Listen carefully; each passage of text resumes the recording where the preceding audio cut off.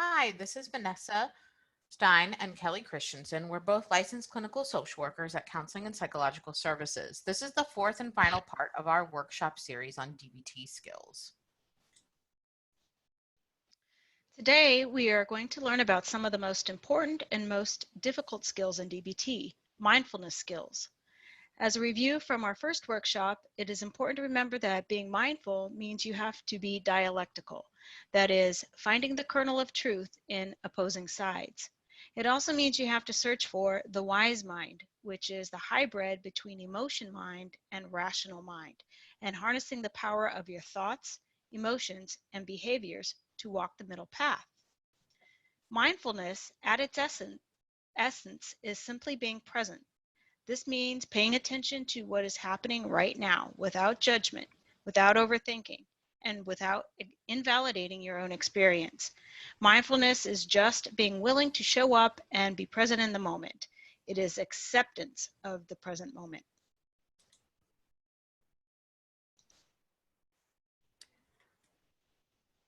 The what skills help us understand what exactly we are looking for when we practice mindfulness. So we have the three skills: observe, describe, and participate.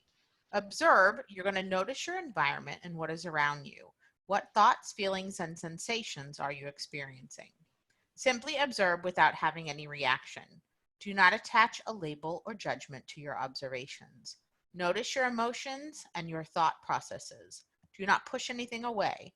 Open yourself to all thoughts, feelings, and observations as they arise. Use your five senses to improve your observation skills. Describe. Use words to describe your experience. It can be helpful to say this out loud. I am observing that I feel anxious. I had the thought that I am in danger.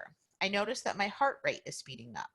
Once again, be careful not to attach any labels or judgments to what you are describing. Participate. Practice throwing yourself into each experience. Stay in the now.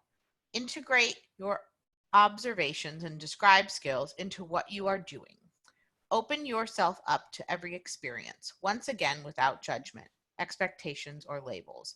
Practice having a non-stick mind and letting go of negative or self-critical thoughts. Don't let your judging thoughts stick to your mind.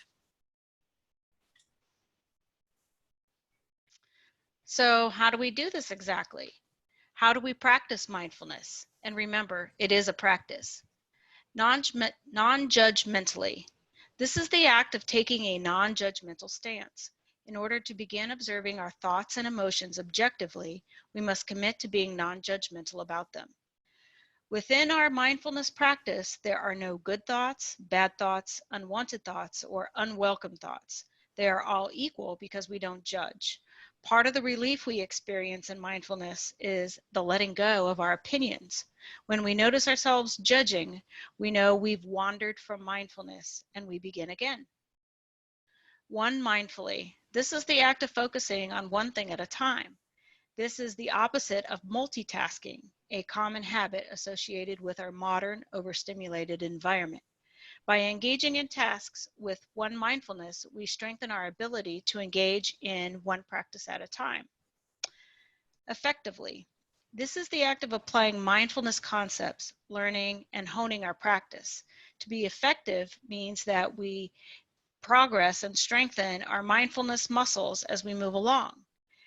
As we practice mindfulness, we become more aware of the spaces between our thoughts and our actions, giving ourselves a newfound ability to reduce impulsivity, an especially invaluable tool.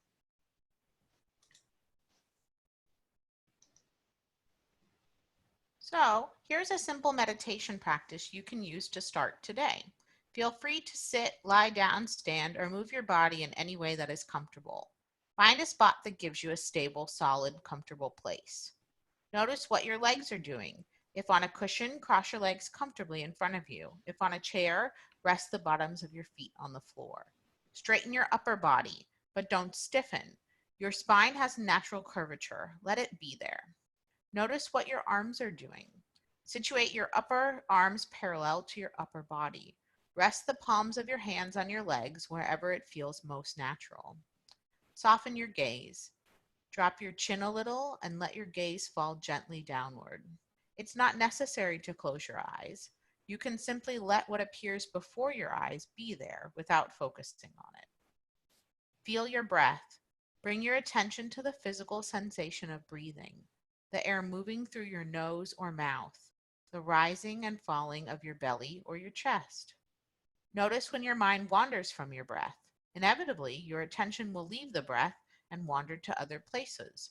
Don't worry, there's no need to block or eliminate thinking. When you notice your mind wandering, gently return your attention to the breath. Be kind about your wandering mind. You may find your mind wandering constantly. That's normal.